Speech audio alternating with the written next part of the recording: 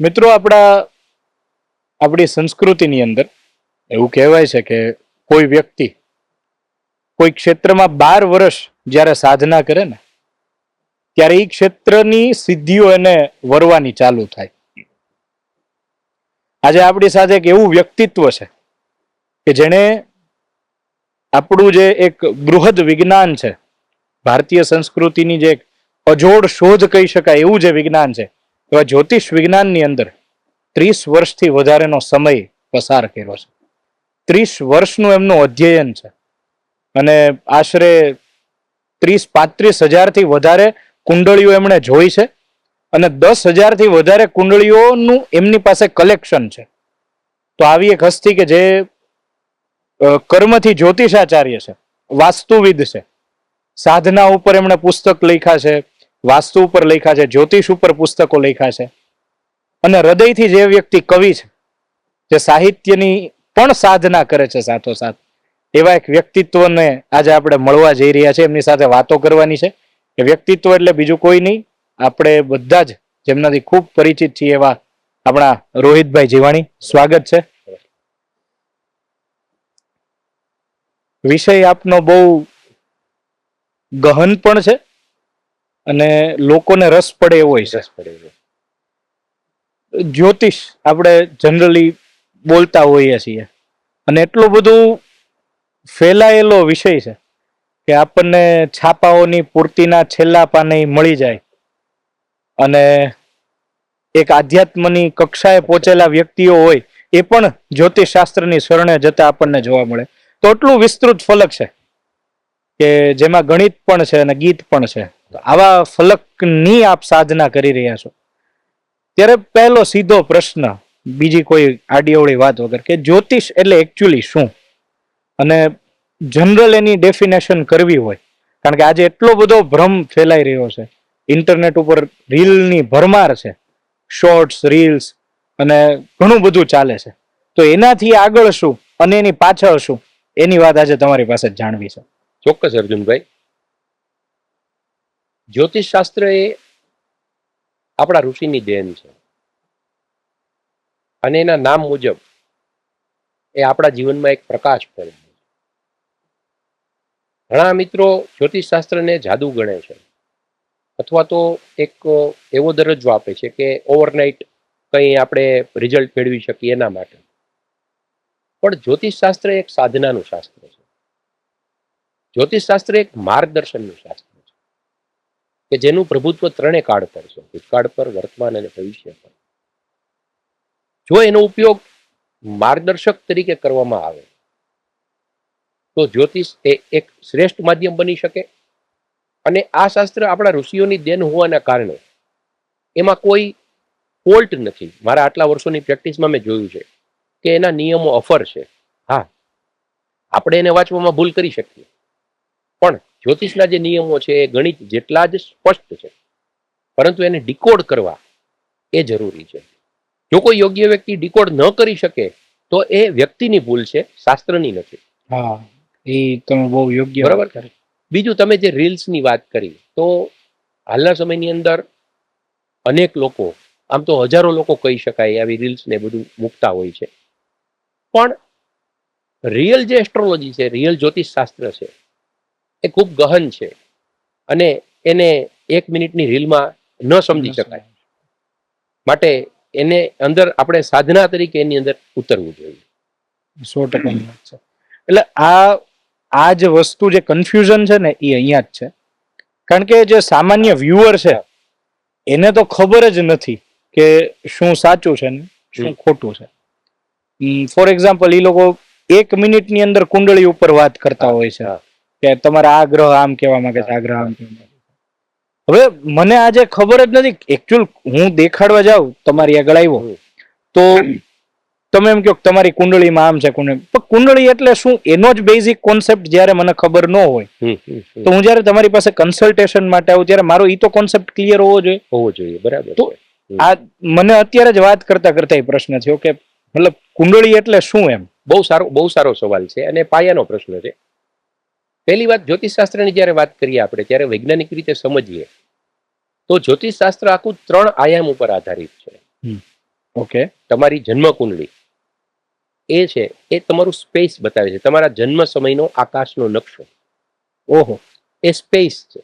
એટલે મારો જન્મ હા, અમરેલીની અંદર માની લ્યો કે થયો છે. કોઈ ચોક્કસ તારીખ, કોઈ ચોક્કસ સમયે, કોઈ ચોક્કસ જગ્યાએ તમારો જન્મ થાય છે, એટલે ત્યારે આકાશમાં જે ઉદિત થતી રાશિ છે એ તમારું લગ્ન બનશે. અચ્છા. અને એના આધારે જે કુંડળી તૈયાર થશે એને અમે જન્મ લગ્ન કુંડળી કહીએ છીએ. એટલે કે એ સમયનો તમારો આકાશીય નકશો એ તમારી જન્મ કુંડળી બને. એટલે એ જે ચોરસ ચોકઠામાં 12 ખાના છે, હાજી, હા, એ મારી ઉપરનું જે આકાશ છે આકાશ. એમાં ગ્રહોની ગોઠવણ જે જગ્યાએ હશે, હા, જે જગ્યાનું સ્પેસિંગ જી, થયું છે જી, સ્પેસમાં, જી, એ જ એ વસ્તુ વસ્તુ- મેન્શન થશે. એ જ વસ્તુ મેન્શન થશે. એ જ મેન્શન Okay. થશે. અને તમે જે દશા અંતરદશામાંથી પસાર થાવ છો એ ટાઈમ છે. એટલે કે બે મોટા ફેક્ટર આપણે જે યુનિવર્સના લઈએ એ છે સ્પેસ અને ટાઈમ. આ બંનેને જ્યોતિષશાસ્ત્ર કવર કરે છે. અને ત્રીજું જે ફેક્ટર છે એ છે એનર્જી, તમારી એનર્જી, વ્યક્તિની એનર્જી, કે જે આ સ્પેસ અને ટાઈમ દ્વારા નક્કી થાય છે. એટલે કે તમારી જન્મ કુંડળી, એના બીજા ડિવિઝનલ ચાર્ટ્સ પણ હોય, અને એની સાથે દશા અંતરદશા, એના પણ વિવિધ પ્રકારો છે. પણ આપણે મુખ્યત્વે સમજીએ તો જન્મ કુંડળી, તમારી દશા અંતરદશા, આ તમારી એનર્જી નક્કી કરે છે અને તમારું ભવિષ્ય નક્કી કરે છે. આના આધાર ઉપર નક્કી થાય કે મારો ભૂતકાળ શું હતો, મારું વર્તમાન શું છે, હા, અને એ બંનેના આધાર ઉપર મારું ભવિષ્ય. ગ્રહો, માની લ્યો કે આજે વર્તમાનમાં આપણે 2024માં બેઠા છીએ, એક વર્ષ પછી આપણે જ્યારે મળશું ત્યારે 2025માં બેઠા હશું, તો તમારા જન્મ સમયના ગ્રહો અને અત્યારે ગોચરમાં ચાલતા ગ્રહો એની કમ્પેર થશે. અને તમારી દશા ત્યારે કઈ ચાલતી હતી અને અત્યારે કઈ ચાલે છે એ જોવામાં આવશે. તમે લગ્ન કુંડળીનો ઉલ્લેખ કર્યો. આ કન્ફ્યુઝન મને હજી છે કે લગ્ન કુંડળી એટલે શું, ને તો બીજા કેટલા પ્રકારની આમ કુંડળી, મતલબ અમારે જાણવા જેવી જરૂરી શું હોય? જે બેઝિક કુંડળી બને છે એ લગ્ન કુંડળી છે, એટલે કે જન્મ લગ્ન કુંડળી, જેને જન્માંક ચક્ર પણ કહેવામાં આવે. જન્માંક ચક્ર. જન્માંક ચક્ર. ઓકે. પછી કુંડળીના એના ભાગ કરવામાં આવે છે, ડિવિઝનલ ચાર્ટ્સ જેને કહેવામાં આવે છે. એમાં નવમાંશ કુંડળી, દશાંશ કુંડળી, એવા અનેક પ્રકાર એમાં આવે છે. પણ મેઇન જે કુંડળી છે એ જન્મ કુંડળી લેવામાં આવે છે, કે જે તમારા જન્મ સમયનો આકાશનો નકશો બતાવે છે. અચ્છા, ગોટ ઇટ. મેં તો ઘણા પ્રશ્નો લખી રાખ્યા છે. બરોબર. પણ આ વસ્તુ, મતલબ સ્પેસ, ટાઈમ અને એનર્જી, હા, આ જ વસ્તુ ફિઝિક્સ આની જ વાત કરે છે. જી, ચોક્કસ. એસ્ટ્રોનોમી એટલે કે અવકાશ ના જે શાસ્ત્ર, ખગોળ શાસ્ત્ર ની એમાં પણ આ જ વાત છે કે સ્પેસ, ટાઈમ અને એનર્જી નો જ આખો ખેલ છે. અને એ પછી આઈન્સ્ટાઈન હોય કે વૈજ્ઞાનિક આર્યભટ્ટ હોય, પેલા ઉપર કામ કરે છે, ભારદ્વાજ ઋષિ હોય, કોઈ પણ હોય. એટલે આ વસ્તુ મિત્રો મજાની વાત છે કે આપણું જે વિજ્ઞાન છે એ એટલું બધું ઓથેન્ટિક છે. અમારે બિહાઇન્ડ ધ કેમેરા વાત ચાલતી હતી કે ભાઈ કોઈની જન્મ કુંડળીમાં ગ્રહણ યોગ હોય તો એ તમે કઈક કહેતા હતા કે એ સમયે અવકાશની અંદર ગ્રહણ હોય. ગ્રહણ યોગ બે રીતે થાય, ચંદ્ર અને રાહુથી થાય, ચંદ્ર અને કેતુથી થાય, સૂર્ય રાહુથી, સૂર્ય કેતુથી. પણ જો સૂર્ય અને ચંદ્ર બંને રાહુ કેતુ સાથે આવી જતા હોય તો એ સમયની આગળ પાછળ કોઈ જગ્યાએ ગ્રહણ હોવાનું એ રીતે. આ રાહુ અને કેતુની વાત કરી. રાહુ અને કેતુ ઈ ગ્રહો સ્પેસમાં કઈ જગ્યાએ છે? કારણ કે દેખાતા તો નથી, કે ભણવામાં આવ્યા નથી. એકચ્યુઅલી આપણા જ્યોતિષ શાસ્ત્રની અંદર જે ગ્રહો, ફિઝિકલી જે ગ્રહો છે એ 7 ગ્રહો છે. 7 ગ્રહ છે: ચંદ્ર, સૂર્ય, મંગળ, બુધ, ગુરુ, શુક્ર અને શનિ. જે આપણા વાર છે, જે વાર છે એ પ્રમાણે જ ગ્રહ છે. અને આમ ગણો તો આપણા 7 ચક્રો અને આપણા 7 શરીર પણ એની સાથે જ ગણવામાં આવે છે. 7 શરીર એટલે આપણું જે પેલું છે એ સ્થૂળ શરીર છે, પછી અંદર આપણા સૂક્ષ્મ શરીર આવે, કારણ શરીર આવે, લાગણીમય શરીર આવે, એવા 7 બ્રહ્મ શરીર સુધીના શરીરો છે. જેવી રીતે આપણા સહસ્ત્રારથી મૂલાધાર સુધીના 7 ચક્ર છે, એ જ રીતે 7 ગ્રહો છે. રાહુ કેતુની વાત જે તમે કરો છો, તો રાહુ અને કેતુ એ છાયા ગ્રહ છે. છાયા ગ્રહ એટલે કે ચંદ્ર અને પૃથ્વીનો જે પથ જ્યાં ટકરાય છે, ત્યાં જે બિંદુઓ બને છે, નોર્થ નોડ અને સાઉથ નોડ, એને રાહુ અને કેતુ ગણવામાં આવે છે. અને એ એટલા માટે છાયા ગ્રહ છે કે એનું ફિઝિકલ અસ્તિત્વ નથી. એટલે તમારું કેવું એમ થયું કે પૃથ્વીનો જે પથ છે સૂર્ય ફરતો અને ચંદ્રનો પથ છે, ઈ બે જગ્યાએ ભેગા થાય, જે કપાય છે, છેદન બિંદુ થાય, અને ઈ તો બે જ સાઈડ થવાના છે, નોર્થ અને સાઉથ. એટલે જે નોર્થ નોડ છે રાહુ છે, સાઉથ નોડ છે કેતુ. અચ્છા, ઓકે. એટલે આ લોજિકલ લાગે કે જી. જ્યારે ગ્રહણ થાય હા ત્યારે આ જ બિંદુ પર પૃથ્વી સૂર્ય અને ચંદ્ર એક હા, રેખામાં આવે એટલે ગ્રહણ એ જ રીતે થાય એ રીતે ગ્રહણનો કન્સેપ્ટ આવે છે. કે અને તમે વિચારી લ્યો કે આજથી 500 વર્ષ પહેલા ક્યારે ગ્રહણ થવાનું છે એ પણ આજે પંચાંગની અંદર કેલ્ક્યુલેશન કરીને આપણે કહી શકીએ છીએ. એટલે કે આ કેટલું આપણું પંચાંગ સટીક છે. અને અર્જુનભાઈ, હું તમને એમ કહું કે વિશ્વની અંદર ભારતીય પરંપરા, ભારતીય ઋષિ પરંપરા પ્રમાણેનું પંચાંગ અને આ રીતની તિથિની ગોઠવણ, સૂર્યચંદ્રની ગણતરી આવું કોઈ બીજી જગ્યાએ નથી. માત્ર ને માત્ર આપણી ઋષિ પરંપરાએ આટલું સટીક રીતે આ આપેલું છે. એ તો આપણે વાત જે હા, રીતે તમે કરતા હા. હતા કે ભાઈ આપણે અહીંયા અડધી તિથિ હોય કે અડધી આજે હોય ને અડધી કાલે હોય, હા. બારસ અડધી આજે હોય ને બીજી અડધી કાલે હોય. અને આખું નક્ષત્રનું શાસ્ત્ર છે. હજી આપણે ગ્રહોની આગળ જઈએ તો 27 નક્ષત્રો આવે અને એ નક્ષત્રના આધારે જે પ્રેડિક્શન થાય છે એ પણ અદ્ભુત થાય છે. તો વધારે એક્યુરેટ કહી શકાય, મતલબ આમ 100% તો એક્યુરસી ક્યાંય નથી રહેવાની, પણ છતાંય એક્યુરસીમાં સૌથી સારું શેના ઉપરથી તમે નક્કી કરી શકો? એમાં ઘણા બધા ફેક્ટર કામ કરે છે. નક્ષત્રની અંદર જવું પડે, પછી એના ડિવિઝનલ ચાર્ટ્સની અંદર જવું પડે. ડિવિઝનલ ચાર્ટ્સ એટલે કે D60 ચાર્ટ ઝડપથી બદલાતો હોય છે. એટલે કે એ આપણી કુંડલીને એટલામો ભાગ, 60મો ભાગ કરી નાખે છે કે બહુ માઇન્યુટલી આપણે પકડી શકીએ. દાખલા તરીકે બે જોડિયા બાળકો જન્મે છે તો એમની વચ્ચે હાર્ડલી 2-4 મિનિટનો ફેર હોય છે એના જન્મ સમયમાં. તો એવા સમયે ડિવિઝનલ ચાર્ટ પણ એમાં ઉપયોગમાં આપણે લઈ શકીએ છીએ. એટલે એ બંનેની હા, કુંડળી અલગ. આપણે જાણીએ છીએ કે જોડિયા બાળકોના ભવિષ્ય પણ અલગ અલગ હોય છે, એના જીવન અલગ અલગ હોય છે. તો એ જે જવાબો છે એ આપણને ડિવિઝનલ ચાર્ટમાંથી મળે. ડિવિઝનલ એટલે કુંડળીના 60 ભાગ, 60મો ભાગ, 60મો ભાગ એટલે એટલું 60મું ડિવિઝન. 60મું ડિવિઝન. આખું અદ્ભુત શાસ્ત્ર છે આના માટે તો. ખૂબ અદ્ભુત. અને જેટલું આ ઊંડું છે ને એટલી જ ભ્રમણા હોય વધારે. ભ્રમણા ઘણી છે. મતલબ છાપામાં આવતું હોય ને અઘોર જ્યોતિષ ને 5 મિનિટમાં વશીકરણ કરી દેવામાં આવશે ને અમારું કરેલું કોઈ તોડે તો ઇનામ ને આના ગોલ્ડ મેડાલિસ્ટ ને. ખરેખર એ જ્યોતિષ શાસ્ત્ર જ નથી.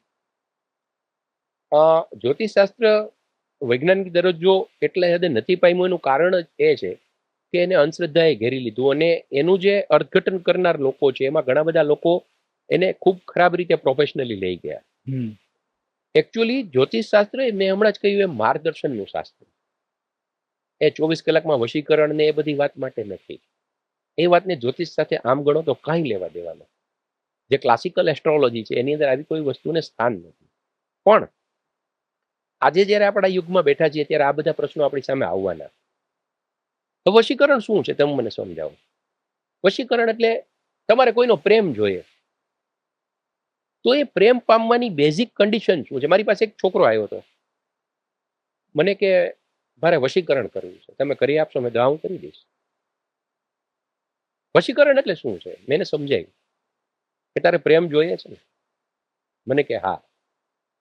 મેં તું તારી માને કેટલો પ્રેમ કરે છે? તો કે મારા મમ્મી મારા વિના જમતા નથી. મેં તું એની કેટલી કેર કરે છે? તો કે હું નથી કરતો.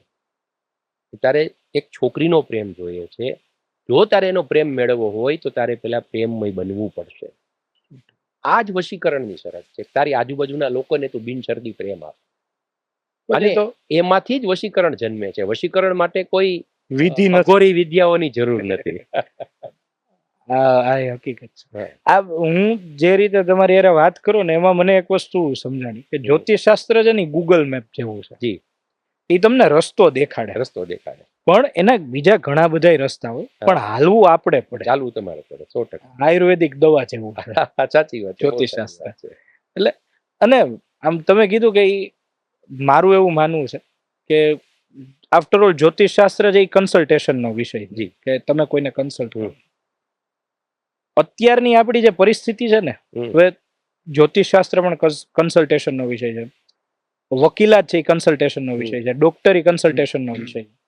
આ બધામાં એક જનરલ ફિનોમિના જેવું છે કે અત્યારે આ બધાએ છે ને ભયનો ધંધો જમાવી દીધો છે કે જો સામે વાળો બીસે નહીં તો તમારો ધંધો નહીં ચાલે. એટલે જો તમારે પૈસા કમાવા હોય તો તમારે સામા વ્યક્તિને ડરાવવો પડશે. અમારી પાસે એવા ઘણા કેસ આવે છે કે જે બીજા કોઈ એને ડરાવી દીધા હોય કે તમે આ વિધિ નહીં કરો તો તમને એટેક આવી જશે, અને પછી હું એમને રિયલ વાસ્તવિકતા સમજાવીને પ્રયોગ આપું છું. પ્રયોગ કરવાના હોય છે પણ વ્યક્તિ પોતે જે કરે એ વધારે કારાગર નીવડે છે. બીક તો સાહેબ, હું ફોર એક્ઝામ્પલ જનરલ વાત કરું, મંગળ મંગળ મારી રાશિમાં મારી કુંડળીમાં મંગળ છે. હવે આ મંગળની બીક એવી ઘરી ગઈ છે બધાને. તો હકીકત શું? એકચ્યુઅલી કેવું છે ભાઈ અર્જુનભાઈ, મંગળ છે એના નામ પ્રમાણે મંગલ ગ્રહ છે, જે મંગલકારી છે. અચ્છા, મંગળથી ડરવાની જરૂર તો નથી. આ બધા જે અત્યારે હા, એ એક ડર છે, એક હાવ છે. હા, તમને સમજાવો, મંગળની ખરાબ પોઝિશન આવી હોય તો પહેલા તો તમે એવું નહીં વિચારો કે હું જ્યોતિષને જઈને 15-20 હજાર રૂપિયા આપી દઈશ ને મારો મંગળ જતો રહેશે. મૂળ વસ્તુ તમે વિચારો કે મારે આ મંગળ શું કામ આવ્યો. બીજું, દરેક જગ્યાએ મંગળ ખરાબ પણ નથી. મંગળ કોઈ મંગળવાળી કુંડળી હોય એટલે ખરાબ એવું નથી. ઉલટાના મંગળવાળા લોકો ઉર્જાવાન હોય છે. અચ્છા, અને એની એનર્જી અને મંગળ સામે મંગળનું મેચિંગ એટલા માટે કરવામાં આવે છે કે એની એનર્જીને સાથે મેચ શકે, મેચ થઈ શકે એવો વ્યક્તિ સામે મંગળવાળો હોય તો સારું. એટલા માટે મંગળ સામે આપણે મંગળ આપીએ છીએ. આ તો અમુકની પોઝિટિવ વાત થઈ. હા, પોઝિટિવ છે. અને મંગળવાળા મિત્રો મેં જોયા છે મારા વર્ષોના અનુભવમાં કે ખૂબ જ ઉર્જાથી કામ કરે છે, ખૂબ જ આવેશ લઈને કામ કરે છે, ધગસથી કામ કરે છે. પણ જો મંગળ કોઈ ક્રૂર ગ્રહ સાથે ફસાયો હોય કે એવા કોઈ સ્થાનમાં ફસાયો હોય તો પહેલા તો તમને એ વિચાર આવવો જોઈએ કે મને આ મંગળ શું કામ મળ્યું, શા માટે મારે આ મંગળ મારી જ કુંડળીમાં આવ્યું. આપણે સીધા દોડીએ છીએ કે આની વિધિ કરાવી લઈએ. નહીં, પહેલા તમે સમજો, એનું રૂટ શોધો કે તમે ગત જન્મ કે પહેલાના જન્મમાં એવું શું કરેલું છે કે જેથી મંગળની ખરાબ સ્થિતિ મળી. દાખલા તરીકે મારી પાસે એક ભાઈ આવતા હતા, એને મેરેજનો પ્રશ્ન હતો. મેરેજનો કોઈ પણ રીતે એનું સેટ નહોતું થતું. મેં એની કુંડળીમાં જોયું તો એને મંગળ અને રાહુ સાથે હતા. મંગળ છે એ જમીન છે. અચ્છા, અને રાહુ છે એ દગો છે. ઓહો, બરોબર. મેં એની થોડી હિસ્ટ્રી જાણી તો એના કઝિન સાથે એને ખોટો જમીનનો કેસ કરેલો હતો. એની એકચ્યુઅલી એના કઝિનને એને જમીન આપી દેવાની હતી પણ એને આપેલી નહોતી. એટલે કે મંગળનો દ્રોહ ત્યાંથી શરૂ થતો. મેં તારે ભાઈ મેરેજ કરવા છે, મને કે હા. મેં તો આ જમીન તું તારા કઝિનને આપી દે કારણ કે તારા હકની નથી. એ મારી વાત સમજો. અને એણે એના કઝિનને જમીન આપી દીધી અને થોડા સમયમાં જ એના મેરેજ થઈ ગયા. ઓહો, આ એનો ઉપાય છે કે તમે શોધો. મંગળ છે એ શરીર છે, મંગળ છે એ થાક છે. મંગળ ત્યારે જ તમને પરિણામ આપવાનું શરૂ કરે છે કે જ્યારે તમે તમારા શરીરને થકવી નાખો છો. ત્યાં સુધી મંગળ પરિણામ આપતો નથી. અમે યુદ્ધનો દેવતા. હા, યુદ્ધનો દેવતા, લોહીનો દેવતા. તમે કોઈ દિવસ કોઈ જ્યોતિષને એમ કહેતા સાંભળ્યો છે કે મંગળ ખરાબ હોય તો તમે બ્લડ ડોનેટ કરો? નહીં. મંગળનો સારામાં સારો ઈલાજ છે બ્લડ ડોનેશન. મતલબ આખું આ તમારું કર્મ તમે ઈ બાજુ વાળો. એના ઉપરથી જેમાં હું રિસર્ચ કરું છું, કાર્મિક એસ્ટ્રોલોજી આપણે વાત થઈ. યસ. તો કાર્મિક એસ્ટ્રોલોજીની અંદર જે ઉપાય અમે પણ વિધિ ચીંધીએ છીએ, નંગ આપીએ છીએ, નંગનું સજેશન, પણ દરેક વખતે જરૂરી નથી હોતું. એના મેલા અને દરેક વ્યક્તિ પહોંચી નથી શકતી. ઘણી વાર માની લો કે લાખોની કિંમતના નંગ કોઈ ન ખરીદી શકતું હોય તો એના માટે વનસ્પતિ પ્રયોગ પણ છે. વનસ્પતિ? હાજી, વનસ્પતિ પ્રયોગ. દાખલા તરીકે સૂર્ય જ્યારે નબળો પડતો હોય તો તમે બિલીનું મૂળ, બિલીનું પવિત્ર વૃક્ષ, એનું મૂળ તમે બાજુ ઉપર બાંધી શકો. બિલીના મળનો પ્રયોગ કરવાથી, બિલ્વપત્ર શિવજીને ચડાવવાથી સૂર્ય ઓકે થાય. આ જ રીતે કેળ જે આવે એના જે મૂળ છે એ બાંધવાથી ગુરુ ઓકે થાય છે. તો સૂર્ય ગુરુની વાત કરી દીધી. હા, બરોબર. તો બાકી એ પણ કહીશ. અને મંગળની વાત આપણે કરતા હતા કે મંગળને તમારે સારો કરવો હોય તો તમારે એક્સરસાઇઝ કરવી પડે, વોકિંગ કરવું પડે, જોગિંગ કરવું પડે તો મંગળ ઓકે થાય ઓટોમેટિક. એક્સરસાઇઝ કરીએ, જોગિંગ, વોકિંગ, શરીર થાકે એટલે મંગળ મજબૂત થાય. બ્લડ ડોનેશન કરવાથી મંગળ મજબૂત થાય. મંગળ જ્યારે ખરાબ થાય છે ત્યારે એના કારણો તમારા ગત જન્મમાં છુપાયેલા હોય છે કે ક્યાંક આપણે, મંગળ છે એ મિત્ર છે, મંગળ છે એ ભાઈ છે. ગત જન્મમાં ભાઈ સાથે દ્રોહ કર્યો હોય, મિત્ર સાથે દ્રોહ કર્યો હોય ત્યારે મંગળની તકલીફ આવે. તો મતલબ કુંડળી છે આપણી, એના ઉપરથી આપણને આપણા ગત જન્મ વિશે પણ અનુમાન કરી આવી શકે, ઘણો ખ્યાલ આવી શકે, ઘણો ખ્યાલ આવી શકે. મેં કહ્યું એમ, કદાચ માની લ્યો કે એમાં ભૂલ થાય છે તો એ જ્યોતિષીની ભૂલ છે, નહીં કે શાસ્ત્રની. શાસ્ત્રને ખોટું ન કહું, હું તમને 2 ને 2 5 કહું તો એ મારી ભૂલ છે, ગણિતની ભૂલ નથી. ગણિત તો 2 ને 2 4 જ કહે છે. 100%. એનું ડીકોડિંગ છે એ મહત્વનું. ડીકોડિંગ. અને આમાં સાધનાનું એટલું મહત્વ છે આપણે. એટલે તો તમે સૂર્યની વાત કરી, ગુરુની વાત કરી, મંગળ નબળો હોય તો તમે એની વાત કરી. પછી બુધ નબળો હોય તો? બુધ નબળો હોય તો એના માટે પણ વનસ્પતિ પ્રયોગ હોય છે. અપામાર્ગના એના પ્રયોગ આવે છે. એના વનસ્પતિ આપણે, અને બુધ માટે તુલસી પણ સારું કામ કરે. આપણા ઘર આંગણે આપણા ઋષિમુનિઓ કેવી વ્યવસ્થા કરી છે અર્જુનભાઈ. માત્ર તમે તમારા કિચનમાં ઉભા રહ્યો તો મોટા ભાગની રેમેડીઝ તમારા કિચનમાં છે. ઓહો. હળદર છે, હળદર વાળું સ્નાન, હળદર વાળા પાણીથી સ્નાન કરો એટલે ગુરુ ઓકે થાય છે. શું વાત? જી. ઘરમાં ગુગળ ગૌમૂત્ર એનો ઉપયોગ કરવાથી, કપૂરનો ઉપયોગ કરવાથી ગ્રહો ઓકે થાય છે. ક્યાં વાત છે. તો આ વસ્તુ તો મારા માટે નવી છે કે તમે સમજી લ્યો, વનસ્પતિ પ્રયોગ. સૌ પ્રથમ ગ્રહો તમારા વાણી અને વર્તન ઉપર અસર કરે છે, અને તમારા વાણી અને વર્તનની પાછળ તમારી લાઈફસ્ટાઈલ છે. દાખલા તરીકે રાહુ બગડે છે. રાહુ શા માટે બગડે છે? રાહુ એટલે વ્યસન. અચ્છા. તમે માની લો કે નોનવેજ, ડ્રિંક અને વ્યસન બંધ કરો એટલે રાહુ ઓકે થાય, પણ આવું નથી કોઈ સમજાવતું. અને પહેલી વાર અર્જુનભાઈ ઓકે થાય એટલે એવું નહીં, એના સારા પરિણામો, ખૂબ સારા પરિણામ મળે. મેં અનેક લોકો જેને જોબ નહોતી મળતી એને વ્યસનમાંથી પાછા વળીને જોબ અપાવેલી છે. માત્ર રાહુને ઓકે કરે. રાહુ બગડતો હોય અને જો એ હું કહું એમ વ્યસન બંધ કરી દે તો એને જોબ મળી જાય. એવા ઘણા, હમણાં જ આપણે વાત થઈ એમ કે એક ચંદ્ર શનિ વિષયોગ. વિષયોગ એક એવો યોગ છે જે ઈચ્છનીય નથી એટલો, નો ડાઉટ એ ક્રિએટિવ માઇન્ડ આપે છે. તો જેને વિષયોગ, હા, વિષયોગ ઈ કઈ રીતે થાય? ચંદ્ર અને શનિ જ્યારે સાથે મળે ત્યારે ચંદ્ર અને શનિ ભેગા હોય એટલે વિષયોગની રચના કરે.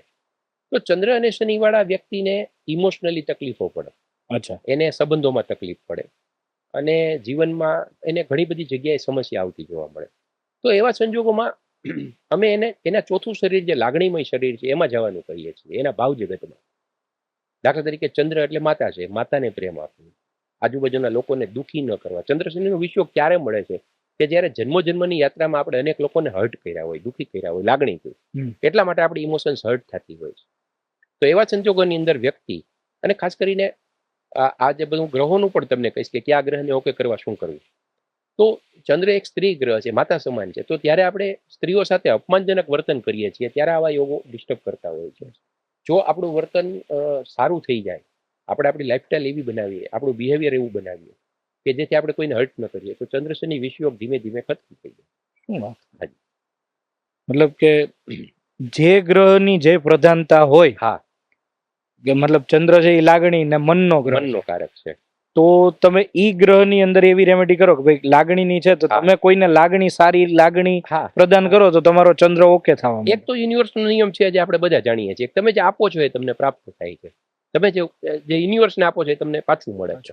જો તમે લાગણી આપશો, સારી લાગણી આપશો તો તમને સારી લાગણી મળશે. જે વિષયોગ તમે પહેલેથી લઈને આવ્યા હતા, આમ તો તમને ખ્યાલ જ હશે કે આ કાર્મિક એસ્ટ્રોલોજીની અંદર જે રીતે આપણા સંચિત કર્મ હોય છે, પ્રારબ્ધ કર્મ હોય છે અને ક્રિયમાણ કર્મ હોય છે. સંચિત એટલે પાછલા જન્મથી આવેલા આવતા હોય, એમાંથી આપણને જે ભોગવવા મળ્યું છે પ્રારબ્ધ કર્મ છે. અને આપણે જે કરીએ છીએ ક્રિયમાણ કર્મ છે. જે જન્મ કુંડળી છે એ તમારા કર્મની પાસબુક જ છે. અચ્છા, બરોબર છે. પછી એમાં જે ફેરફાર હવે તમારે કરવાના છે તમે તમારા ક્રિયમાણ કર્મથી કરી શકો. અચ્છા. એટલે હવે તમારી પાસે એવી એક રૂલ બુક હોવી જોઈએ જે કે તમે જીવન કેવું જીવો. લાઈફસ્ટાઈલનું ખૂબ મહત્વ છે. તમે શું ખાઓ છો, તમે શું પીવો છો, તમે કેવું વર્તન કરો છો, તમારું બોલવાનું કેવું છે. મતલબ મારી કુંડળી જોઈ અને તમે મને એ પણ સજેસ્ટ કરો કે તારી લાઈફસ્ટાઈલ આવી હોવી જોઈએ. આવી હોવી જોઈએ, આવી કરવી જોઈએ, આવી કરવી જોઈએ, થઈ શકે. મતલબ આ મિત્રો મારા માટે એટલા માટે નવી વાત છે કે અત્યાર સુધી મેં એવું જ સાંભળ્યું છે કે આપણે ક્યાંય જ્યોતિષ આગળ જઈએ એટલે એમ કે તમે આ કરી નાખજો, આ કરી નાખજો, પણ લાઈફસ્ટાઈલ લેવલ ઉપર જઈ અને ચેન્જીસ કરવા ઈ મારા માટે નવી વાત છે. સાધના જરૂરી છે, અમુક પ્રયોગો જરૂરી છે, બધું જરૂરી છે, પણ લાઈફસ્ટાઈલ એક બહુ મહત્વનો રોલ ભજવે છે. હું માનું છું 70-80% ભાગ ભજવે છે. જો વ્યક્તિ એની લાઈફસ્ટાઈલ ઉપર ફોકસ કરે તો એમાં ઘણા બધા પ્રશ્નો છે. તને એક સરસ તમને ઉદાહરણ આપું. ના, તમે તુકારો કરો, વાંધો નહીં. કે મારા એક સારા વિદ્વાન મિત્ર, સાહિત્યકાર મિત્ર, શિક્ષણ જગત સાથે સંકળાયેલા, હવે એની કુંડળીમાં ચાંડાલ યોગ હતો, ગુરુ રાહુનો ચાંડાલ. હું ઈ વાત ઉપર આવવાનો હતો કે તમે વિષયોગની વાત કરી તો બીજા એવા કેટલા યોગ છે? કાલ સર્પ યોગ ઘણા કહેતા છે, ચાંડાલ યોગ છે, એવા ઘણા યોગ છે. અંગારક યોગ છે, ઓકે, બરોબર, પાપ કરતર યોગ છે, એવા ઘણા બધા યોગ બને. પણ ચાંડાલ યોગ, હજી ચાંડાલ યોગ કે એવા તમને વાત કરું ઉદાહરણ તરીકે. હવે એ વ્યક્તિ શિક્ષણ સાથે સંકળાયેલા એટલે ગુરુ પ્રધાન વ્યક્તિ અને ચાંડાલ યોગ જ, એટલે એને શિક્ષણમાં રાખે પણ વારંવાર હેરાન કરે. અચ્છા. એટલે એની જિંદગીમાં એવું થતું કે એમને સારી એવી જોબ મળે, વળી જોબ છૂટી જાય. પછી મારી પાસે આવ્યા એટલે મેં એનું સાંભળ્યું આખું, અને સારા લેખક પણ હતા. એટલે મેં એમને કીધું કે ભાઈ તમે આટલું સરસ જાણો છો તો તમે કોઈ વિદ્યાર્થીને જ્ઞાન આપો છો આ બાબતનું? એટલે એને ઓનેસ્ટલી કીધું કે નહીં, હું નથી આપતો. આને અમારી ભાષામાં પ્રજ્ઞાપરાધ કહેવામાં આવે છે, પ્રજ્ઞાનો અપરાધ. પ્રજ્ઞાનો અપરાધ એટલે ગુરુનો અપરાધ. ગુરુનો જ્યારે અપરાધ કરવામાં આવે છે ત્યારે ચાંડાલ યોગ એક્ટિવ થાય. અચ્છા. એટલે મેં એમને એક સલાહ આપી કે તમે જે ઇન્ટરેસ્ટેડ વિદ્યાર્થીઓ હોય એને શોધી અને તમારી પાસે જે જ્ઞાન છે એ જ્ઞાન આપો, જ્ઞાન પીરસો, તમારી જોબ લાગી જશે. અને અમેઝિંગલી 4 મહિનાની અંદર જ એને ખૂબ સારી જોબ મળી ગઈ.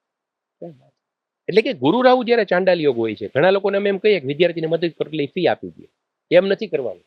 તમારે પોતાએ વિદ્યાર્થીને ભણાવવાનો છે, અથવા તો તમારી પાસે જે વિષયનું જ્ઞાન છે એ વિષય તમારે એને શીખવવાનો. જો તમે એ કરો તો ચાંડાલ યોગ જતો રહેશે. ઓહો. આ લેવલ ઉપર તો ક્યારેય વિચાર્યું જ નહોતું. મતલબ શું કે નહીતર કે ગુરુનો નંગ પહેરો, ગુરુ નબળો હોય તો.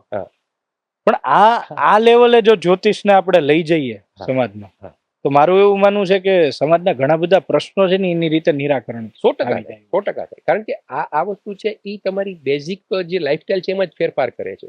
એટલે કે આયુર્વેદની જેમ ગ્રહ છે એની જે નેગેટિવ ઇમ્પેક્ટ છે એને જડમૂળથી દૂર કરે છે, કે ફરીથી એ પાછું સામે આવતું નથી. પણ તમારે એને તમારી જીવન પદ્ધતિમાં વણી લેવું પડે. એટલે વાત તો તમારી ચાંડાલ યોગ કીધું, પછી કાલસર્પ યોગ તમે કાલસર્પ યોગ પણ આવે. કાલસર્પ યોગ વિશે થોડીક મતાંતર છે, પણ રાહુ અને કેતુની વચ્ચે જ્યારે બધા ગ્રહો આવી જાય ત્યારે કાલસર્પ યોગનું નિર્માણ થાય છે.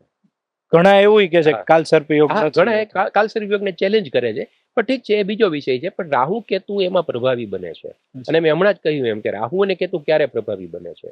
જોકે વ્યક્તિ જ્યારે, કેતુ છે એ આધ્યાત્મિક ગ્રહ છે, કેતુ મોક્ષનો કારક છે. અચ્છા. કેતુને દુનિયાદારી ગમતી નથી.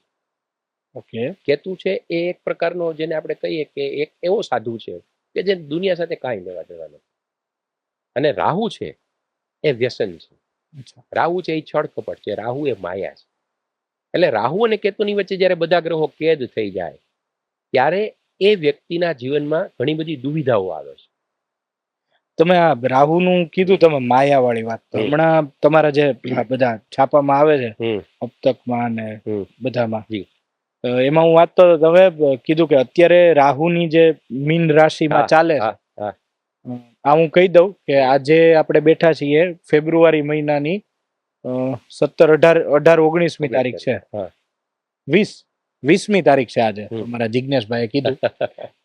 20 ફેબ્રુઆરી 2024 ના દિવસે આ પોડકાસ્ટ શૂટ થઈ રહ્યો. તારીખ એટલા માટે બોલું છું કે ભવિષ્યમાં કોઈ જોવે તો એને રેફરન્સ મળી જાય ક્યાં સમય મળ્યું છે. તો એમાં એમણે એવું લખ્યું હતું કે મીન રાશિની અંદર અત્યારે રાહુ છે. અત્યારે જનરલી બધા જ લોકોને સપનાઓ ખૂબ આવે. અને આ વસ્તુ મેં પૂછી એમ જ રેન્ડમલી, આ તો કારણ કે જનરલ કોઈને ખબર ન હોય આજુબાજુમાં આડોશ પાડોશમાં મિત્રોમાં, અને એ વાત હકીકત છે કે લગભગ બધાને સપના આવે. અને એવા સપના આવે કે જે કદાચ જનરલી સપનાનું શું હોય કે આજે સવારે મેં કંઈક વાત સાંભળી હોય એના સંદર્ભનું સપનું આવે, પણ એવો કોઈ સંદર્ભ ન હોય એવા સપના આવે. એટલે ઈ તમે રાહુની જે અસરની વાત કરી. રાહુ જ્યારે મીનમાં આવે છે, મેં જળ તત્વ છે ને, જ્યારે જળ તત્વમાં પ્રવેશ થતા ત્યારે મેં પ્રેડિક્શન કરેલું હતું કે સમુદ્રની અંદરની ઘટનાઓ વધશે, ચાચિયાગીરી વધશે, આવી ઘણી બધી ઘટનાઓ છે. ને પછી ઘણી બધી ઘટનાક્રમ આવ્યો પણ ખરો. તમે જે લખો છો એ થાય જ છે. એમને મેં જોયું છે કે હું બહુ પેલા માનતો નહીં, પણ ઘણા બધા મળ્યા છે પુરાવા, ત્યાર પછી હું એગ્રી થતો હોઉં છું. અને હું એગ્રી થયો છું કે ઘણી બધી લગભગ 95 થી 99% પ્રિડિક્શન્સ એમના સાચા હોય છે, અને દર 15 દિવસે કરતા હોય પ્રિડિક્શન્સ. એટલે અત્યારે જે સ્વપ્ન આવે છે એમાં પણ રાહુ જ્યારે મીનમાં આવે છે ત્યારે એ મીન રાશિ એ 12મી રાશિ છે. 12મી રાશિ ઊંઘની રાશિ છે, સ્વપ્નની રાશિ છે. એટલે કે સ્વપ્નની અંદર રાહુ આવે છે ને, એ રાહુનો બીજો નિયમ છે કે તમને બીજી દુનિયા સાથે કનેક્ટ કરે છે. એટલે કે સ્વર્ગલોક છે, નર્કલોક છે, એટલે કે પાતાળ લોક છે, નાગલોક છે, એવા બધા લોક સાથે તમારા દરવાજા ખોલી નાખે છે. એટલે જે લોકો અનુભૂતિ જેને થવાની હોય એને એ પ્રકારના સ્વપ્ન પણ આપે, સ્વપ્નમાં સંકેત પણ આપે. એટલે કે રાહુ જ્યારે મીનમાં આવે છે, મીન છે એ 12મી રાશિ છે. એટલે 12મી રાશિમાં રાહુ છે એ સ્વપ્નનો કારક છે. એટલે કે તમને સ્વપ્ન આપે અને અન્ય લોક સાથે તમારા દરવાજા ખોલી નાખે છે, અને અન્ય લોકથી તમને સંકેતો પ્રાપ્ત થઈ શકે.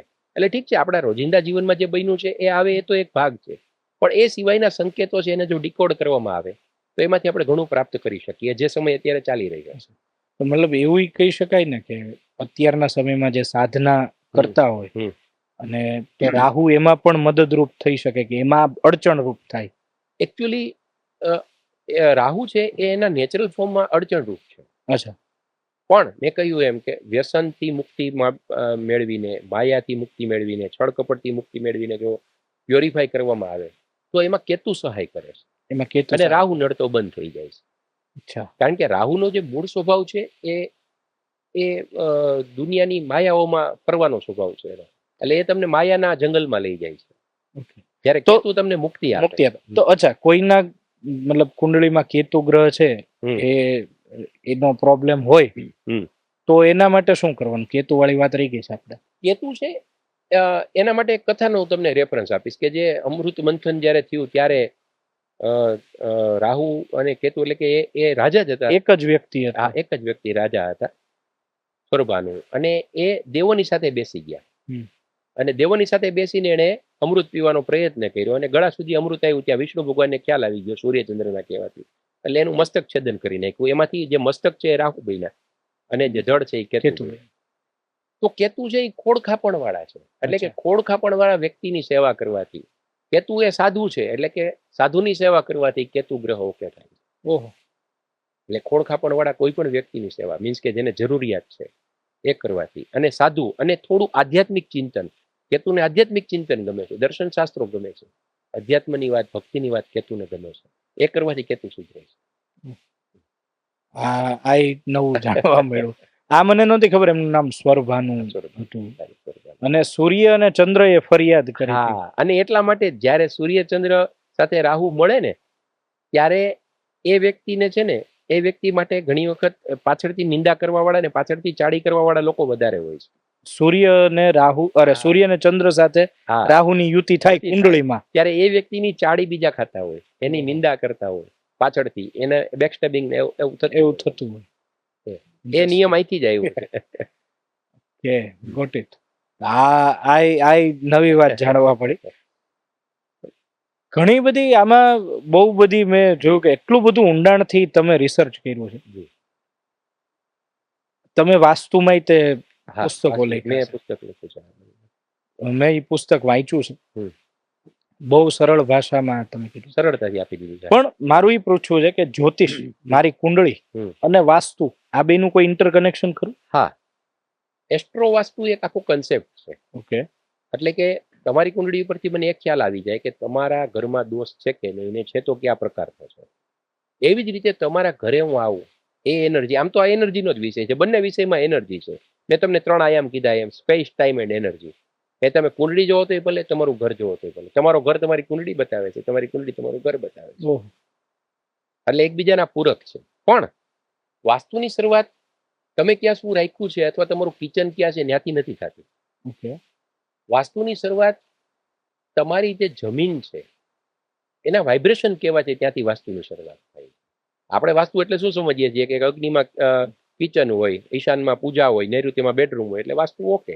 પણ એ વાસ્તુનો પછીનો વિષય છે. પહેલો વિષય એ છે કે તમે જે જમીન પસંદ કરો છો એની ઉર્જા કેવી છે. જો એ ઉર્જા સારી હશે તો તમે થોડાક દોષ કરશો તો પણ માફ થઈ જશે, અને જો એ ઉર્જા ખરાબ હશે તો તમે વાસ્તુ પ્રમાણે મકાન બનાવશો તો પણ નાની મોટી દિક્કત આવશે. એ વાસ્તુ સાહેબ. ના, જમીન વાળી વાત હું રિલેટ કરું કે ઘણા એવું કહેતા હોય કે હું આ જગ્યામાં ઉભો રહું તો બહુ પોઝિટિવ વાઇબ્રેશન આવે. તો જેને નો વાઇબ્સ આવતા હોય એને શું કરવાનું? નહીં, એક આપણી બધાની અંદર એક પેલું હોય છે, સેન્સર હોય છે. દાખલા તરીકે આપણે ઘણી વખત કોઈ જગ્યાએ જઈએ છીએ જ્યાં આપણે 5 મિનિટનું જ કામ હોય અને આપણે કલાકો બેસી જઈએ છીએ, અને કોઈ જગ્યાએ આપણે ખૂબ કામ હોય છતાં પણ આપણે ત્યાંથી ભાગી જઈએ છીએ. દરેક માણસની અંદર એક સેન્સ છે, જ્યાં બેસીને તમને એક આનંદ આવે તો તમારે સમજવાનું કે અહીંયા વાઇબ્રેશન સારા છે. પણ થોડું તમે જ્યારે તમારી અંદર તમારા કેન્દ્રમાં આવશો એટલે ધીમે ધીમે તમારામાં વાઇબ્રેશન ઓળખવાની શક્તિ આવશે. એ તો સાધના વગર, સાધના આમાં પાછળ મહત્વનો ભાગ ભજવે છે. સાધના વગર આ શાસ્ત્ર અધૂરું છે. એટલે તમે કીધું કે જમીનના વાઇબ્રેશન, મતલબ કહી શકીએ કે એનર્જી જમીનની એ અગત્યની છે. તો પછી આમાં સ્પેસ અને ટાઈમ ક્યાંથી આવ્યું? ટાઈમ કઈ રીતે વાસ્તુમાં? આ વાસ્તુની અંદર પણ કોઈ પણ વાસ્તુ જે છે એ એક સરખું નથી રહેવાનું. દાખલા તરીકે સમયાંતરે બદલાય. જેવી ઉપર જેમ આકાશમાં ગ્રહો બદલાય છે એમ જેમ આપણને અસર થાય છે એવી જ રીતે દરેક જગ્યાને અસર થાય છે. દાખલા તરીકે એક સમયે જે શહેરોના નામ લેવાતા કે જે જે દેશોના નામ લેવાતા આજે એ દેશોને કોઈ યાદ નથી કરતું, પતી ગયું. અને જે દેશો હતા જ નહીં એ દેશો આજે અસ્તિત્વમાં છે અને ખૂબ મહાસત્તા તરીકે આગળ વધ્યા છે. એવું જ શહેરોનું છે, એવું જ ગામનું છે, એવું જ સોસાયટીઓનું છે. તમે કોઈ પણ ગામમાં જાશો તો એવી ઘણી સોસાયટી તમને જોવા મળશે કે જે વર્ષો પહેલા રીચ કહેવાતી હોય અને આજે એ સોસાયટીનું કોઈ નામ ન લેતું હોય. તો જે વાસ્તુ છે એનું પણ નજર બદલાય છે, એની દ્રષ્ટિ બદલાય છે, એની ઉપર પણ ગ્રહોની અસર થાય છે. અચ્છા. એટલે એનર્જી તમારે શોધવાની, સ્પેસ ટાઈમ અને એનર્જી તમારો ક્યાંય પીછો નહીં છોડે. કોઈ પણ વિષય તમે લેશો આ 3 વસ્તુ તમારી પાસે આવશે આવશે ને આવશે. ગજબ વસ્તુ છે. આ બધા નવા આયામો ખુલ્લા નવા છે. આયામ છે. તો તમે કીધું કે આ બધી જ વસ્તુની વચ્ચે સાધનાથી ફેર પડે. 100%. તો સાધના એટલે શું? આજે એટલા બધા મિસકોન્સેપ્ટ યુટ્યુબ ઉપર ને બધી જગ્યાએ જોવા મળે છે. તો બેઝિક કે કોઈ પણ ને, મતલબ હું આ જનરલાઇઝ પૂછું છું કે વિદ્યાર્થીઓને પણ કામ લાગે, હા. નોકરિયાતોને, ગૃહિણીઓને, જે કોઈ આ વિડીયો જોઈ રહ્યા છે, બેઝિક સાધના એટલે શું? અને આમ જનરલ ઊંડાણમાં ગયા વગર મારે કરવી હોય તો શું સાધના એટલે શું, કઈ રીતે થાય? 2 વિભાગમાં હું તમને વાત કરીશ. પહેલી વાત એ છે કે જે તમારી જીવન પદ્ધતિઓ છે, દાખલા તરીકે વહેલા ઉઠવું. વહેલા ઉઠવાથી સૂર્યની એનર્જી મળે છે. સૂર્યને જલ અર્ઘ્ય આપવાથી સૂર્યની ઉર્જા પ્રાપ્ત થાય છે. પછી સૂર્ય નમસ્કાર કરવાથી સૂર્યની ઉર્જા પ્રાપ્ત થાય. આકાશ તત્વ તમારે લેવું છે તો પ્રાણાયામ કરવાથી આકાશ તત્વ પ્રાપ્ત થાય છે. ધ્યાન કરવાથી ફોકસ થાય છે. તમે કહો છો સાધના એટલે શું? તો સાધના એટલે એનું ઉગમ બિંદુ છે ધ્યાન. કે જ્યારે તમે તમારા કેન્દ્રમાં આવો છો. ધ્યાન એ કઈ પ્રક્રિયા છે કે જ્યારે તમે તમારા કેન્દ્રમાં પ્રવેશો છો. તમે તમારા કેન્દ્રમાં પ્રવેશો છો ત્યાંથી સાધનાની શરૂઆત થાય.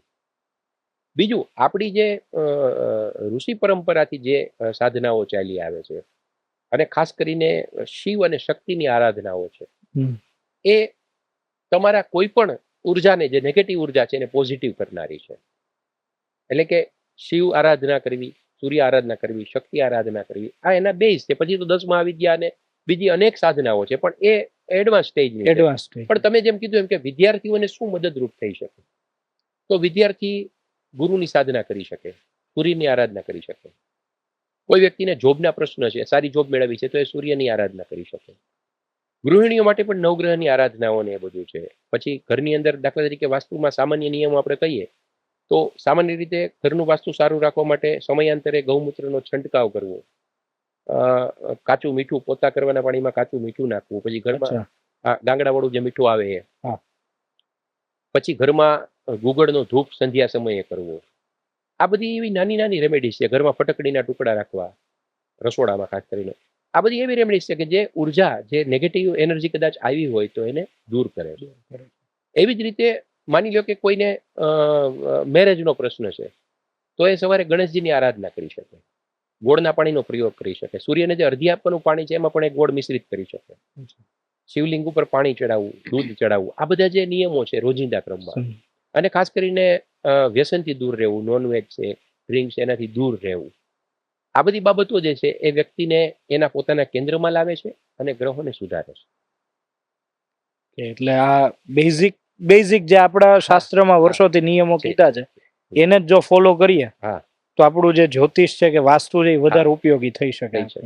દાખલા તરીકે શનિ એ આજીવિકા છે, કેતુ એને કાપે છે. એટલે શનિ કેતુ જ્યારે સાથે હોય ત્યારે શ્રાપિત યોગનું નિર્માણ કરે. શનિ રાહુ સાથે હોય તો પણ શ્રાપિત યોગ થાય.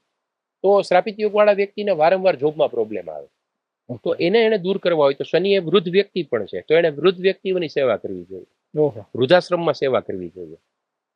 જો એ વૃદ્ધાશ્રમમાં, મારી પાસે એક ભાઈ આવ્યા હતા, એને વારંવાર જોબનો પ્રોબ્લેમ થતો, તો મેં એમને વૃદ્ધાશ્રમમાં, કારણ કે શનિ કેતુ સાથે હતા. આમાં પાછું જો રેમેડીઝ આપવામાં એ પણ જોવું પડે કે કયા ગ્રહોનું કોમ્બિનેશન છે, કઈ રાશિમાં છે, કયા ખાનામાં છે, એના આધારે રેમેડી નીકળે. દાખલા તરીકે આ ભાઈને મેં શનિ કેતુ હતા તો મેં એમને વૃદ્ધાશ્રમમાં સેવા કરવાનું કીધું. એવી જ રીતે જો મંગળ 12મે હોય તો 12મું સ્થાન હોસ્પિટલનું સ્થાન છે. મંગળ છે એ મેડિકલ બાબત છે. 12મે મંગળ હોય તો એને હોસ્પિટલની અંદર જે દર્દીઓ છે, બીમાર દર્દીઓ, એની સેવા. 9મું સ્થાન મંદિરનું છે, ત્યાં ખરાબ ગ્રહ હોય તો મંદિરમાં સેવા કરવી જોઈએ.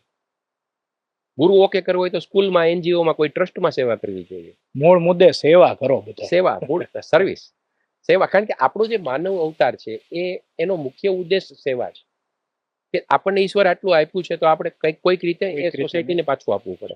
સમાજને તમે જે આપશો એ જ તમને વ્યવસ્થિત પાછું મળવાનું. ઘણી ઊંડાણથી વાત થઈ આપણે. મને એક બીજો પ્રશ્ન થાય, હું વિજ્ઞાનનો વિદ્યાર્થી છું એટલે આપણે આ બધા ગ્રહની વાત કરી, 7 ગ્રહોની જેમ. પછી સૂર્યમંડળમાં આપણે બીજા હજી 3 ગ્રહ છે, નેપચ્યુન, યુરેનસ ને અર્થ, નેપચ્યુન, પ્લુટો. તો એની કઈ અસર ખરી? એ આ જે 3 ગ્રહ છે ને આઉટર પ્લેનેટ્સ છે અને બહુ ઝાઝા વર્ષો પછી એક રાશિ બદલે છે. આશરે 14 વર્ષે એક રાશિ બદલતા હોય છે. એટલે સામાન્ય વ્યક્તિના જીવનમાં એ મોટા ફેરફાર નથી લાવતા. અચ્છા. પણ દુનિયાની અંદર જે મહત્વના ફેરફારો આવે છે જગતમાં, જેને મંડન એસ્ટ્રોલોજી કહેવાય છે, કે વિશ્વની અંદર જે મોટા બનાવો બને, કોઈ દેશની અંદર મોટા બનાવો બને, તો એને પ્રેડિક્ટ કરવામાં અમે આ 3 ગ્રહોનો ઉપયોગ કરીએ છીએ. બરોબર. દાખલા કે કોવિડ પહેલાના સમયની અંદર ઘણા એસ્ટ્રોલોજર અને મારા સહિત અમે લખેલું હતું કે ભાઈ થોડી તકલીફો આવવાની છે. એ તકલીફોનું કારણ આ 3 ગ્રહો હતા, પ્લુટો વગેરે. પણ એ આખા વિશ્વના જે પ્રવાહો બદલાય છે એના માટે છે. વ્યક્તિગત એસ્ટ્રોલોજી માટે આ 9 ગ્રહો ઇનફ છે. હા, 7 જે દેખાય છે અને 2 છાયા ગ્રહ, એ 9 ગ્રહ. બહુ અદભુત લાગે. એટલે આજે આપણે 3 વિષયોને આમ તો આવરી લીધા. જ્યોતિષ આવી ગયું, વાસ્તુ આવી ગયું અને સાધના આવી ગઈ. પણ આ બધામાં તમે ઘણી બધી રેમેડીઝ પણ આપી. એટલે એક મને તો મારું એવું કેવું છે કે આપણે 3 ઉપર હવે અલગ અલગ કરીએ. 100%. આપણે સાધના વિશે પણ ડિટેલમાં ચર્ચા કરશું, કારણ કે હજી તો આપણે સાધનાની શરૂઆત કરી છે. એ પછી શિવ સાધના પણ એટલી ઊંડી છે, શક્તિ આરાધના ઊંડી છે, 10 મહાવિદ્યા સાધના છે, પછી મેડિટેશન પોતાનામાં એક મોટી સાધના છે. મેં એવું જનરલી જોયું છે કે મેડિટેશન કરતા હોય ને ઘણા, આ મારો વ્યક્તિગત હું બહુ સારો કઈ ધ્યાન કરનારો કે સાધના કરનારો માણસ નથી, પણ મેં એવું જોયું છે કે ખાસ કરીને જ્યારે આ બાજુ જાતા હોય ને ત્યારે એમાં અંતરાય બહુ આવે છે. એનું રીઝન શું હોઈ શકે? લગભગ આ બધાની ફરિયાદ હોય. કળિયુગમાં રાહુ પ્રભાવી છે. બીજું, આપણી અત્યારની જે લાઈફસ્ટાઈલ છે એ એટલી બધી બેચેની ભરેલી છે કે તમે જ્યારે શાંતિ લેવા જાઓ છો ત્યારે તમારી જ અંદરથી ઘણા બધા દ્વંદ ઊભા થાય છે. એક્ઝેક્ટલી. એટલે તમને હર્ડલ્સ લાગે છે. અને રાહુ નથી ઈચ્છતો કે તમે એક તમારી અંદર કેન્દ્રમાં આવો. અને આ મોબાઈલ, આ લેપટોપ, આ બધા સાધનો એ રાહુની જ માયાજાળ છે કે જે તમને સતત પકડી રાખે છે. અને એનાથી છૂટો એટલે એને નથી ગમતું. એટલે કોઈને કોઈ રીતે એ તમને પાછા એની તરફ લઈ જવા માંગે છે કે નહીં તો આમાં જ રેચો પેચો રહે. આર્ટિફિશિયલ ઇન્ટેલિજન્સ હવે બધું આવતું જાય છે, એના એડવાન્સ સ્ટેજ છે. તો એ રાહુની અસર છે. બુધ અને રાહુ સાથે કમ્બાઇન્ડ આ કામ કરે છે. બુધ અને રાહુ કમ્બાઇન્ડ. એટલે બુધ પણ ટેકનોલોજી સાથે સંકળાયેલો. બુધ છે એ આર્ટિફિશિયલ ઇન્ટેલિજન્સ ને પ્રમોટ કરે છે. અચ્છા. અને મેં મારા લેખમાં પણ અગાઉ લખેલું છે કે આના બહુ સારી બાબત પણ છે, પરંતુ એક સ્ટેજથી આગળ આર્ટિફિશિયલ ઇન્ટેલિજન્સ માનવજાતને ચેલેન્જ કરી શકે અને એના પરિણામો કદાચ માનવજાતના હાથમાં ન પણ રહે. એની અસર તો અત્યારથી થવા જ માંડી છે. એ ફેસબુક, ગૂગલ આ બધા બહુ જાજા બધા લોકોને છૂટા કરી દીધા. એનું રીઝન એની પહેલી અસર એ છે કે લોકોની છટણી થાય, લોકો છૂટા થાય છે. પણ હવેની જે બાબતો આવશે એ માનસિક લેવલ ઉપર આવશે. હવે આપણા મન ઉપર એનો કબજો આવી જશે. બીજું, આપણી પ્રેક્ટિસ જતી રહેશે. માની લો કે મારે એક લેટર લખવો છે, તો આજે લેટર મારે પોતાને લખવો પડે છે. હવે મારે લેટર લખવાની જરૂર નથી. મારી 2 કે 3 ઇન્સ્ટ્રક્શન થી મને આખો જે લેટર તૈયાર કરી દેવામાં આવશે અને આવે છે અત્યારે. વાપરાય જ છે. હજી day by day artificial intelligence improve થતું જાય છે અને એઆઈ એક હજી એટલું ઇમ્પ્રૂવ થશે કે આપણી બુદ્ધિને પણ એ ચેલેન્જ કરશે અને ત્યારે માનવ જાત માટે ખતરો ઉભો થશે.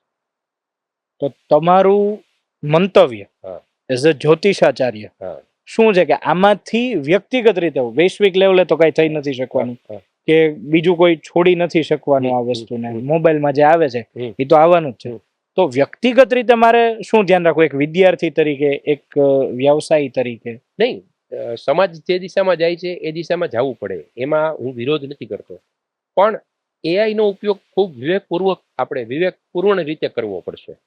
જો આપણે એઆઈ નો ઉપયોગ વિવેકપૂર્વક નહીં કરીએ, વિવેકપૂર્ણ રીતે નહીં કરીએ, તો એના દુષ્પરિણામો આવતા 10-15 વર્ષ પછી ખૂબ જોવા મળશે. અત્યારથી જોકે છે પણ વધારે, પણ એની અસર ઇન્ટેન્સ વધારે, એનો ઇન્ટેન્સ વધતો થશે. બુધ, રાહુ, કેતુ, આઈ થિંક શુક્ર બાકી રહી ગયા છે. શુક્ર મહારાજ શું અસર કરે આપણી ઉપર? શુક્ર છે કલા, શૃંગાર, ભોગ, વિલાસ, આનંદ, પ્રમોદ, એનો લક્ઝરિયસ આઇટમ્સ એના સ્વામી છે. પૈસા, સ્ત્રી, આ બધા સુખ શુક્ર પાસે છે. જેનો શુક્ર સારો હોય એને આ બધું પ્રાપ્ત થાય છે. અને શુક્રને ઇમ્પ્રૂવ કરવાની રેમેડી પણ એ છે કે જો તમારી પાસે કોઈ કલા હોય, તમારી પાસે છે જ જેમ કલા, તારી પાસે સંગીતની કલા છે, સાહિત્ય છે, એની આરાધના કરવાથી શુક્ર પાવરફુલ થાય છે. કલાની આરાધના શુક્રને પાવરફુલ કરે. પછી શુક્ર એટલે સ્ત્રી ગ્રહ છે. તમારા સંપર્કમાં કોઈ પણ સંબંધથી જે સ્ત્રીઓ આવે છે એનું તમે સન્માન કરો, એની સાથે તમે સારો વ્યવહાર કરો, સ્ત્રીઓની નિંદા ન કરો, એના ખાસ તો એના ચારિત્ર વિશે ખરાબ ન બોલવું, તો શુક્રને ગમે. શુક્ર ચારિત્રની નિંદા જરાય પસંદ કરતો નથી. જો તમે કોઈ સ્ત્રીના ચારિત્ર વિશે વાત કરો છો એટલે તમે તમારો શુક્ર બગાડો.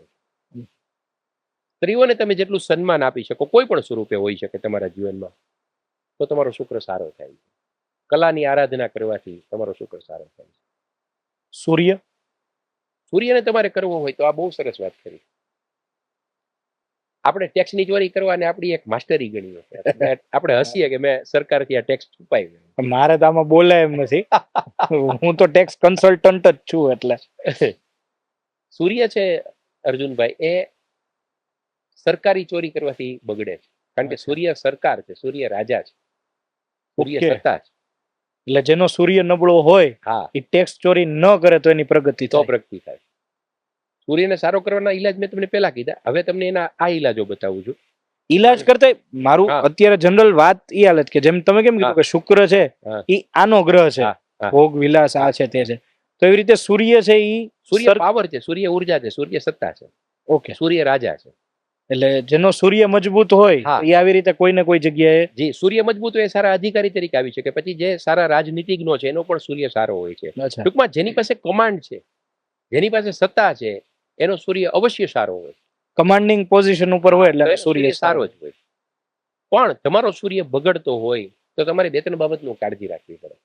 એક તો એ કે કોઈ પણ સરકારી પ્રોપર્ટી હોય, સરકારી જે આપણને સવલતો આપવામાં આવે છે, જે દાખલા તરીકે એસટી બસ છે કે ટ્રેન છે કે કંઈ પણ, એને તમે નુકસાન પહોંચાડો તો પણ સૂર્ય બગડે. ટેક્સ ચોરી કરો તો પણ સૂર્ય બગડે. અચ્છા. પછી તમે મોડા ઉઠો તો પણ સૂર્ય બગડે. સત્તાનો અનાદર કરો તો પણ સૂર્ય બગડે. સત્તાની સામું નહીં થવાનું. એટલે સૂર્યને સારો કરવા માટે ખોટી બાબત. એટલે હા, બસ એમ કે જે કઈ યોજનાઓ જે કોઈ સરકાર છે એના દ્વારા ચલાવવામાં આવતી હોય તો એમાં તમારો એક હકારાત્મક અભિગમ હોય તો એ સૂર્ય તમારો સારો. ચંદ્રની અંદર, ચંદ્ર છે એ લાગણી છે, ચંદ્ર એ મન છે. એટલે ચંદ્ર જ્યારે તમારો, મેં તમને પેલા વાત કરી એમ કે ચંદ્ર એ માતા છે, માતા સમાન સ્ત્રી છે. એટલે ચંદ્ર લાગણીને પ્રાધાન્ય આપે છે. એટલે કોઈની લાગણી સાથે ખિલવાડ ન કરવો એવું ચંદ્ર છે. અને તમારા મન, તમારી લાગણીઓથી તમે બીજાને પુષ્ટ કરો, બીજાને ટેકો આપો, હૂંફ આપો. ખાસ તો હૂંફ શબ્દ ચંદ્ર માટે હું એમ કહું, ચંદ્રને સારો કરવો હોય તો તમે બીજાને હૂંફ આપો. એ ચંદ્ર. મંગળ, મંગળ છે એ ભાઈ ભાંડું સૂચવે છે, બ્લડ સૂચવે છે, યુદ્ધ સૂચવે છે, જમીન સૂચવે છે. મંગળ સારો કરવો હોય તો મેં હમણાં જ કહ્યું એમ તમારા શરીરને થકવી નાખો, પછી બ્લડ ડોનેટ કરો. અને મંગળ છે એને શૂરવીરતા ગમે છે, એને નેતૃત્વ ગમે છે, શિસ્ત ગમે છે. મેડમ ઢીલા પોચાઓ ને લબાડ રહેતા હોય તો મંગળ તમારો નબળો હોય, પણ જો એ વસ્તુમાં તમે ફેરફાર કરો, હા, તો ફેર પડે. દાખલા તરીકે તમને પછી ઇન્ટરેસ્ટિંગ વાત કહું કે મંગળ શનિની મકર રાશિમાં જઈને ઉચ્ચ ના થાય. એટલે ઘણા મને પૂછે ખરા કે શત્રુના ઘરમાં કેમ ઉચ્ચ ના થાય? પણ શનિ છે એ કર્મ પ્રધાન છે. શનિ છે ને એને એક ધારું કામ કરવું ગમે છે, અને મંગળ પણ પોતે એક્ટિવ છે. એટલે એ હામા પક્ષે જાય તો જ એક્ટિવ થાય, તો જ એક્ટિવ. એટલે મંગળ એમાં ઉચ્ચ નો થઈ જાય કે શનિના ઘર, એટલે મકરમાં આવીને મંગળને મજા આવે, કારણ કે એને ત્યાં કામ કરવાની ફ્રીડમ મળે, એને ખેલવાની જગ્યા મળે. એવી જ રીતે તમને બીજી ઇન્ટરેસ્ટિંગ વાત કરું. ગુરુ અને શુક્ર, ગુરુ છે એ દેવોના આચાર્ય છે, દેવગુરુ છે, અને શુક્ર છે એ દાનવના આચાર્ય. બરોબર? તો બે દુશ્મન થયા, બેની વિચારધારા અલગ થઈ, પણ છતાંય શુક્ર મહારાજ ગુરુના ઘરની મીન રાશિમાં આવીને ઉચ્ચ ના થાય છે. ઓહો. આ પણ જ્યોતિષની મહાનતા છે. શું કામ? હમણાં જ મેં કીધું શુક્ર કલા શૃંગાર પ્રેમનો ગ્રહ છે, પણ શુક્રને કેવો પ્રેમ ગમે છે? તો કે ગુરુ જેવો ઉચ્ચ પ્રેમ ગમે છે. ઓકે. કારણ કે ગુરુ છે એ એથિક્સ થી પ્રેમ કરે છે. વાસના ન હોય નહીં.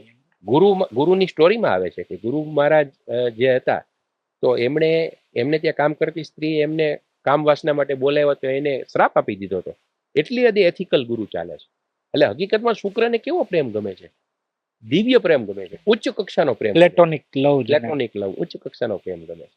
એટલે શુક્રના ઘરમાં જઈને ઉચ્ચ ના. અને શુક્ર મહારાજની મહાનતા કેવી છે કે ગુરુનો દીકરો કચ્છ જયારે એની પાસે શીખવા આવે છે, એને દેવિયાની અને કચ્છની વાર્તા. એને કચ્છની વાર્તા, એને ખબર છે કે આ મારા શત્રુનો પુત્ર છે, છતાં પણ એને વિદ્યા આપે છે, એને બચાવે છે. એને જયારે બીજા રાક્ષસો મારી નાખે છે ત્યારે એની મૃત સંજીવની વિદ્યાથી એને બચાવે છે. યસ. એટલે આ સમજવા જેવું છે એની પાસેથી કે બંને શત્રુ હોવા છતાંય બે એકબીજાની કેટલી સામાન્ય જાળવે. અને ગુરુ પણ એના દીકરાને એમ કે છે કે જા, તારે મૃત સંજીવની વિદ્યા શીખવી છે તો શુક્રાચાર્ય સિવાય તેને કોઈ નહીં શીખવાય. આ આખી એની મહાનતા છે, એની આખી ક્લાસિકલ બાબતો છે. બુધ આપણે વચ્ચે બુધ રહી ગયા. બુધ છે ને બાળક છે. બુધ એકલો બેસે ને તો બાળક જેવું વર્તન કરી નાખે છે. સૂર્ય હારે બેસે તો બુધાદિત્ય યોગની રચના કરે. આપણે ખરાબ યોગની ચર્ચા થઈ, સારા યોગની નથી થઈ. અમુક પેલા દુખતા ભાગ ઉપર જ જાય, દુખાવો થતો હોય ત્યાં પેલા આંગળી અડે. એટલે સૂર્ય અને બુધ જયારે સાથે મળે છે ત્યારે બુધાદિત્ય યોગની રચના થાય છે. કારણ કે સૂર્ય રાજા છે, બુધ કુમાર છે, એટલે કુમારને સાચવી લે છે અને ગાઈડ કરે છે કે તારે આમ કરવાનું. એટલે કે જેની કુંડળીમાં સૂર્ય બુધ હોય એ લાઇમલાઇટમાં આવે. અચ્છા. સૂર્ય બુધ બુધાદિત્ય યોગ વાળા હંમેશા લાઇમલાઇટમાં હોય, ચર્ચામાં રહીએ અને એક સારા સ્થાન ઉપર પહોંચે. આ બુધાદિત્ય યોગનો નિયમ. બુધ એ બાળક, બુધ બાળક છે. જો એકલો બેસે તો તોફાન કરે, ન કરવાનું કરી નાખે. એટલે ઘણીવાર એકલો બુધ અમુક જગ્યાએ બેઠો હોય તો એ ત્યારે પરેશાની કરે. સાતમે બુધ હોય તો વૈવાહિક જીવનમાં પ્રશ્નો સર્જે. કારણ કે ત્યાં વિવાહમાં બાળક જેવું વર્તન કરે, બાલિશ વર્તન કરે. બુધ છે, જ્યારે બુધ નબળો પડતો હોય ત્યારે તુલસીની પૂજા કરાય. બીજું આમાં આ તમે વાત કરી બધા, આમાં બિઝનેસ નો કારક કયો? બુધ વેપાર, વાણિજ્ય, આયાત નિકાસ, બેન્કિંગ, ઇન્સ્યોરન્સ. કારણ કે હું એટલા માટે પૂછું છું કે અત્યારે જે આપણા દેશમાં સ્ટાર્ટઅપ નો માહોલ છે, એન્ટરપ્રેન્યોર્સ એટલા બધા વધી રહ્યા છે, તો એમ ઈ લોકોએ કઈ વસ્તુનું ધ્યાન રાખવાનું? બહુ સારી વાત કરી દઉં કે ભારતની અત્યારે સારી મહાદશા ચાલે. આપણે જે સ્પેસ ટાઈમની વાત કરી, ભારતનો ઇન્ડિયાનો ટાઈમ અત્યારે ખૂબ સારો ચાલે છે. જે લોકોને વેપારમાં આગળ વધવું છે એમણે બુધને પાવરફુલ કરવો જોઈએ. એના માટે તુલસીની પૂજા કરવી જોઈએ. બુધ કુમાર ગ્રહ છે, બુધ બાળક છે, માટે જે બાળકો અનાથાશ્રમમાં રહે છે એનું ધ્યાન રાખવું, એની સેવા કરવી અથવા એને સહાય કરવાથી બુધ સારો થાય છે. આ બુધનો ચોખ્ખો નિયમ છે. બુધ એટલે ફૈબા પણ થાય. તમારા રિલેશનમાં ફૈબા, બેન, એટલે બુધ પાવર. એટલે એમને મદદ કરવાથી પણ બુધ પાવર, એમની સારી રીતે વાત કરવાથી બુધ પાવરફુલ થાય. અને ખાસ તો મેં કીધું એમ કે જે બાળકો અનાથ છે અથવા બાળકોને કોઈને કોઈ રીતે રમાડવા, બાળકોની સાથે રહેવું, એની જે વ્યવસ્થાઓ કરો તમે, તો બુધ એનાથી સારો થાય છે. પછી શાસ્ત્રમાં તો બીજા ઘણા બધા ઉપાયો છે. અને બુધ માટે ખાસ તમને કહી દઉં છું, જો બુધ બગડતો હોય તો બુદ્ધિથી છળકપટ નહીં કરવાનું. ક્યારે બુધ બગડે છે? ક્યારે તમે ક્યારેક ભૂતકાળમાં કોઈ સાથે બુદ્ધિથી છળકપટ કર્યું છે ત્યારે તો જ બુધ બગડે. અને બુધની બીજી એક રેમેડી તમને કહું. બુધ છે ને પેપર વર્ક છે, કાગળનું લેખન છે. બેંકમાં કોઈ વડીલને જરૂર પડે ને તમે બેંકમાં એને મદદ કરો, પોસ્ટ ઓફિસ કે કોઈ એવી જગ્યાએ વડીલોને જરૂર પડે અને તમે એમને મદદ કરો, અથવા કોઈને પેપર વર્કમાં મદદ કરો, એટલે બુધ મજબૂત. ઓહો, આ એનું બહુ બહુ સારી રેમેડી છે. અને બહુ પાવરફુલ રેમેડી છે. એવું નહીં કે માત્ર સાદી રેમેડી છે, આનાથી ખરેખર ફેર પડે. અને મેં તો એવા રિઝલ્ટ ઘણી જગ્યાએ લીધેલા છે. હું સાથે સાથે બીજા પ્રયોગ આપું, પણ સાથે વ્યક્તિને એ પણ કહું કે ભાઈ તું તારા જીવન પદ્ધતિમાં આટલો ફેરફાર કર. ટૂંકમાં કર્મ તો કરવું જ પડશે. બીજું આપણે મૂળ વાત એ રહી ગઈ કે સૂર્ય છે એ પિતા પણ છે. જ્યારે સૂર્ય બગડતો હોય તો પિતાને માન આપવું જોઈએ. સૂર્ય શનિ જ્યારે પૂર્ણિમા, મારે આટલા વર્ષોની પ્રેક્ટિસમાં મેં જોયું છે, સૂર્ય શનિ જ્યારે સાથે આવે અથવા કોઈ પણ રીતે રિલેશનમાં આવે એટલે પિતા પુત્રને વૈચારિક મતભેદ થાય થાય. થાય જ. ભલે લાગણી હોય પણ વિચારવામાં બાપ દીકરો એક જગ્યાએ બેસી ન શકે. શું કામ? તો કે સૂર્ય પિતા છે, શનિ પુત્ર છે. અને ઈ બેયને ડખો બેયને હાલે. ભાઈ આ જમીન આસમાનનો ફેર છે. સૂર્ય પૂર્વ છે તો શનિ પશ્ચિમ છે. સૂર્ય ઉજાસ છે તો શનિ અંધકાર છે. સૂર્ય તાજગી છે તો શનિ બેઠો.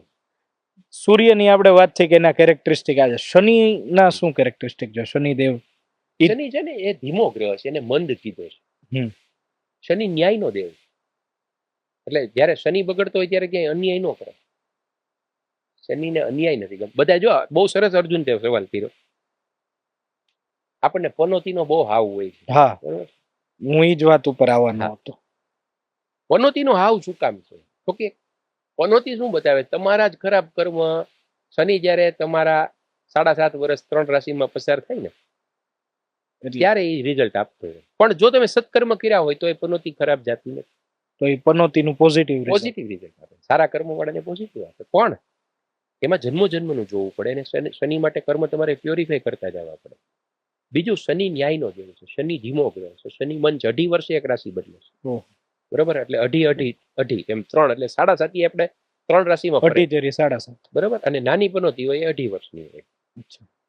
પણ શનિને કર્મ ગમે છે. શનિ કર્મ પ્રધાન છે. શનિને કામ વગર પરિણામ આપવું નથી ગમતું.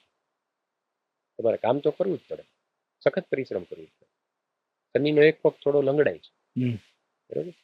શનિ બ્લેક છે અને દંડનાયક છે. દંડનાયક છે. ચીડિયો છે, થોડો ક્યારેક ચીડાઈ પણ જાય છે. એને લાગણી એને કઈ લેવા દેવા નથી. એને કામ આરે લેવા દેવા. એ ન્યાય ટૂંકમાં થાય, પછી કોકને ખોટું લાગતું હોય તો લાગે, પણ ન્યાય કરવાનો તો કરવાનો છે. શુષ્ક છે. બરોબર. એને બહુ એમ કે અર્જુનભાઈને ખરાબ લાગશે તો એવું શનિ નથી વિચારતો.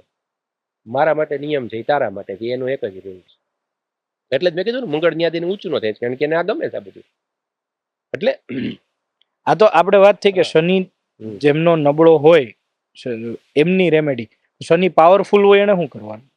એટલે મતલબ પાવરફુલ હોય એના કેરેક્ટરિસ્ટિક શું હોય? શનિ પાવરફુલ હોય તો એ રાજનીતિમાં આગળ હોય, લીડર હોય. કોઈ પણ જગ્યાએ લીડર હોય, એવું જરૂરી નથી રાજનીતિમાં જ હોય. એ જે તે ક્ષેત્રમાં લીડર. હા, માની લો કે એ પ્રોફેસર હોય તો ત્યાં લીડર હોય. એ કોઈ યુનિયનનો કર્મો પેલો હોય. શનિ પાવરફુલ, અને હમણાં જ સૂર્યની વાત કરીએ એમ શનિ જેનો પાવરફુલ હોય એ લોકો સમાજમાં ઊંચા સ્થાને બેઠા હોય, અથવા તો એનું માન હોય સમાજમાં. શનિ એ પ્રજા છે, એટલે પ્રજા જેનો પેલો સ્વીકારે એનો શનિ સારો હોય. અચ્છા, સમજાય. બરોબર. અને શનિ માટે એક સરસ રેમેડી. શનિ છે ને લેબર ક્લાસ છે.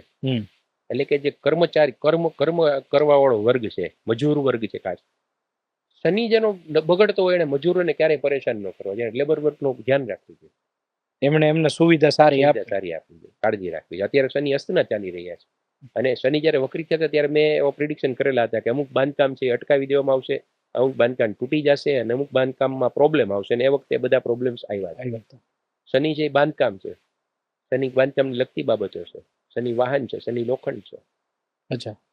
એટલે ટૂંકમાં શનિ પાવરફુલ હોય તો એ જીવનમાં તમને બહુ બેનિફિટ આપે. એટલે રાજયોગ પણ કરે છે, અને પંચ મહાપુરુષ યોગ જે બને છે એમાંનો એક શનિથી બને છે. શનિ બહુ તમને પ્રચુર માત્રામાં બધું આપે છે, પણ એની પદ્ધતિઓ ઘડાઈને. અને શનિ થોડોક મોટી ઉંમરે રિઝલ્ટ આપે છે. યંગ એજમાં રિઝલ્ટ એટલા નથી આપતો. જેમ તમારી એજ થતી જાય એમ તમને સારા પરિણામ આપતા જાય. આમે ઇંગ્લિશમાં કહે છે કે લાઈફ બિગિન્સ એટ 40. હા, 40 યસ. સાચી વાત છે. અને વૃદ્ધોનો કારક છે, એટલે કે વૃદ્ધોની સેવા કરવાથી પણ શનિ સારો થાય છે. છેલ્લા 2 પ્રશ્ન. આમ તો એક જ પ્રશ્ન છે, એમાં બધું આવી જશે. મારી જેવા ઘણા મુમુક્ષુઓ હશે જેને આવા બધા વિષયોમાં રસ હશે, તો આમાં આગળ વધવા શું કરવું? એટલે જ્યોતિષમાં કે સાધનામાં? જ્યોતિષમાં, સાધનામાં. એટલે હું જ્યોતિષ અને વાસ્તુશાસ્ત્ર એક વિજ્ઞાન તરીકે એને સાથે ગણું છું, અને સાધના માર્ગને પણ એક વિજ્ઞાન તરીકે ગણું છું. બંનેની વાત કરું છું. એટલે જે આપણે વાત કરીએ એ મુજબ જીવન પદ્ધતિઓમાં ફેરફાર કરીને, અને ખરેખર જે ઓથેન્ટિક બુક્સ છે આની, ખાસ તો જો એક બહુ સરસ વાત આપણે વચ્ચે રહી ગઈ, આપણે રીલ્સની વાત થઈ, વિડીયોઝની વાત થઈ, પણ આપણા ઋષિઓ જે પુસ્તકો આપણને આપી ગયા છે એ જ લિટરેચર, મેઇન લિટરેચર, એના કોઈ પેલા નહીં. એ જો વાંચવામાં આવે તો આપણે એના મૂળ સુધી જઈ શકશું. દાખલા તરીકે પારાશરનું લખેલું છે, બૃહદ પારસ્ત હોરાશાસ્ત્ર છે, ભૃગુ સંહિતા છે, બૃહદ જાતક છે, અચ્છા. લઘુ પારાશરી છે, માનસાગરી છે, આ બધા જે મૂળ છે, વાંચન. મૂળ વાંચન. મેં એવું સાંભળ્યું છે કે ભૃગુ સંહિતામાં એવું કહે છે કે એવો એક પણ વ્યક્તિ જન્મ નહીં હોય કે જેની કુંડળી એમાં હા, ઓરિજિનલ હોય. ભૃગુ સંહિતાની અંદર નિહિત છે એ બધી કુંડળીઓની છે. મળવી અત્યારે મુશ્કેલ છે, પણ એની અંદર જે પ્રેડિક્શન આપેલા છે એ આજની તારીખમાં પણ સાચા છે. ને વાસ્તુ માટે કેવા પુસ્તકોનું વાંચન કરવું? વાસ્તુ માટે પણ આપણા શાસ્ત્રોની અંદર ઘણા બધા પુસ્તકો છે, અને એના ઉપર ઘણી બધી નવી ટીકાઓ પણ છે. નવા ઘણા બધા લેખકોએ પણ લખેલું છે વાસ્તુશાસ્ત્ર, અને એ થોડું પ્રેક્ટિકલ છે. એટલે કે તમે જ્યારે કોઈ મકાનમાં જાઓ છો ત્યારે તમે એને વાસ્તુના એંગલથી જોવાનું શરૂ કરશો, અને એ જમીનના વાઇબ્રેશન તમે અનુભવવાનું શરૂ કરશો, તો જમીન તમને ઓટોમેટિક રિપ્લાય આપશે. એટલે તમારે બોડીને રિસીવર બનાવવું પડશે, બોડીને માઇન્ડ. Yes, exactly. તમે જ્યારે તમારા કેન્દ્રમાં આવશો ત્યારે તમારું બોડી રિસીવર બની જશે. એટલે તમે એનર્જી, હા, અને એના માટે સાધના તો જરૂરી છે. અને એના માટે જો તમને મેઇન સોર્સ કહું, અમારા જ્યોતિષશાસ્ત્રમાં એક નિયમ છે કે જ્યોતિષશાસ્ત્રમાં જો તમે ગુરુ દ્વારા હું જેમ પ્રવેશો છું એમ પ્રવેશા હોય તો ગુરુ તમને 1.25 લાખ ગાયત્રીનું અનુષ્ઠાન કરાવે. જ્યોતિષશાસ્ત્રમાં તમારે પ્રવેશવા માટે 1.25 લાખ ગાયત્રીનું અનુષ્ઠાન થાય પછી જ જ્યોતિષમાં પ્રવેશ થાય. એટલે ગાયત્રી અમસ્તી સૂર્યની આરાધના છે કે તમે મને જ્ઞાન આપો. એ જ્ઞાન જે મેળવવાની વાત છે ગાયત્રીથી શરૂ થાય છે. તો મારી દર્શકોને પણ એવી વિનંતી છે, તમને પણ એવી વિનંતી છે કે તમારે જો આમાં આગળ વધવું હોય તો પહેલા ગાયત્રીથી શરૂ કરાય. ગાયત્રીથી સાધના કરવાની શરૂઆત. 1.25 લાખ ગાયત્રીનું અનુષ્ઠાન, અને એ તમારી પ્રજ્ઞા ખોલી આપે. એક જ બેઠકે કરવાના કે નહીં? એમાં તમે દરરોજની કેટલીક માળાઓ કરીને એવી રીતે મહિને, સવા મહિને કે 2-3 મહિને પૂરી કરો તો ચાલે, પણ નિયમપૂર્વક, શ્રદ્ધાપૂર્વક કરવું જરૂરી છે. એટલે આના જેને જ્યોતિષમાં ન જોવું એના માટે છે તો આ ગાયત્રી તો બધા કરી શકે. ગાયત્રી માત્ર જ્યોતિષ માટે નથી, એ પ્રજ્ઞા માટે છે. તમારી ચેતનાને ખોલી આપે છે ગાયત્રી. તમારી ચેતનાને, તમારા અર્ધજાગૃત મનને ખોલી આપે છે, અને એના દ્વારા તમે જે ઈચ્છિત તમે ધારો એ મેળવી શકો. પણ એ અવસ્થા પછી તમને કઈ મેળવવાની એવી ઈચ્છા નહીં રહે. પણ ગાયત્રી, 1.25 લાખ ગાયત્રી મસ્ટ, એ જરૂરી છે. બહુ આજે મને પણ મજા આવી. પ્રશ્નો, ખૂબ સારા પ્રશ્નો તમે લઈને આવ્યા, અને જેની મને જવાબ દેવાની મજા આવી. અને આપણે સાધના ઉપર ને એમ તમે કહેશો ત્યારે ફરી વખત ના 100%. આજે પણ તમારી યારે વાત કરીને એક મને વસ્તુ પાકી થઈ. આપણા રાજેન્દ્ર શુક્લનો શેર છે કે આ અહીં પહોંચ્યા પછી એટલું સમજાય છે, કોઈ કંઈ કરતું નથી, આ બધું તો થાય. આ બધું એક નિમિત્ત હોય છે. આપણે બધા નિમિત્ત હોઈએ છીએ, પણ એક સરસ સત્સંગ જેવું મને લાગ્યું. માટે મને બહુ નવા આયામો ખુલ્યા આજે. જ્યોતિષ વિષયક, વાસ્તુ વિષયક અને સાધના વિષયક. અત્યારે ખરેખર એક પોઝિટિવ માહોલ છે આખા દેશની અંદર. એ એક સારી બાબત છે આપણા માટે કે આજે આપણા યુવાનો સાધના તરફ વળી રહ્યા છે, સનાતન તરફ, આપણા ધર્મ તરફ વળી રહ્યા છે. બસ આવી ઈશ્વરને પ્રાર્થના કે આવું સરસ કરતા રહે. તમે આજે અહીંયા જોડાણા, પોડકાસ્ટમાં આવ્યા, અને એક અદ્ભુત દુનિયા આખી ખોલી દીધી. નહીં, મારે પણ તમારો આભાર માનવો જોઈએ જિજ્ઞેશભાઈનો, અને તમારો ખાસ ભુજનભાઈ દવે. તમે પણ એક સારા સાહિત્યકાર છો, સારા મુમુક્ષુ છો, સારા વાચક છો, અને હું પણ એમ ઈચ્છીશ કે તમે આ ક્ષેત્રમાં ખૂબ આગળ આવો, અને તમારી સ્પીચીસ છે યુવાનોમાં ખૂબ વખણાય છે. તો હજુ પણ યુવાનોને વધારે પ્રેરણા મળે એવા વક્તવ્ય આપો. બધા વડીલોના આશીર્વાદ છે. પણ આવી રીતે મળતા રહેશું મિત્રો. અને હવે વધારે આજે તો એક કહેવાય ને કે આ આમુખ હતું, પ્રિએમ્બલ હતું આ આપણી ચર્ચાનું. આ ચર્ચા તો હજી ઘણી લાંબી ચાલવાની છે. ભવિષ્યમાં આપણે સાધના ઉપર અને જ્યોતિષ વિશે ખૂબ ઊંડાણથી ચર્ચાઓ કરવાની છે. એ ખાલી રેમેડીઝ નહીં કે આ કરી નાખવાથી આ થઈ જશે, ઉપર છલ્લું જ્ઞાન નહીં, પણ ખરેખર ઊંડાણથી. અમારે તો વાત થતી હતી આમાં કેમેરાની પાછળ કે જન્મ સમયે કયું નક્ષત્ર છે એની પણ અસર થતી હોય. જન્મ સમયે તમારી લગ્ન કુંડળી છે. લગ્ન કુંડળી એટલે લગ્નની કુંડળી કે સંલગ્ન, શું એક્ઝેક્ટ અર્થ? એકચ્યુઅલી લગ્ન શબ્દ એ આને લગતો નથી, પણ લગ્ન એટલે જન્મ લગ્ન, કે જે સમયે તમે આ પૃથ્વી ઉપર તમારું કનેક્શન થયું થયું એ સમયે જે પૂર્વ દિશામાં ઉદિત જે રાશિ થાય છે એ તમારી એ રાશિ પેલા સ્થાને મૂકવામાં એટલે તમારી સાથે મારી જન્મનાર વ્યક્તિ સાથે હા એનું જે સંધાન થાય છે હા, એ લગ્ન એ જન્મ લગ્ન પૂરું. અચ્છા બરાબર. બરાબર. Concept clear. તો આ બધા વિષયોમાં વધારે ઊંડાણથી ચર્ચા કરીશું. ત્યાં સુધી સ્ટે કનેક્ટેડ. લાઈક કરો, શેર કરો, કોમેન્ટ કરો અને ખાસ સબસ્ક્રાઇબ કરો તો હું તમારા સુધી આવી ઘણી બધી બાબતો, ઘણા બધા વ્યક્તિત્વોને પહોંચાડી શકું તમારા સુધી એવી આશા સાથે. અને તમારી ઉપર શ્રદ્ધા છે મને, અત્યાર સુધી ઘણો બધો સપોર્ટ કર્યો છે. તો thank you so much Rohit કાકા, આપ આવ્યા. ચોક્કસ. થેન્ક યુ અને ખૂબ મજા આવી, અદ્ભુત વાતો. Thank you.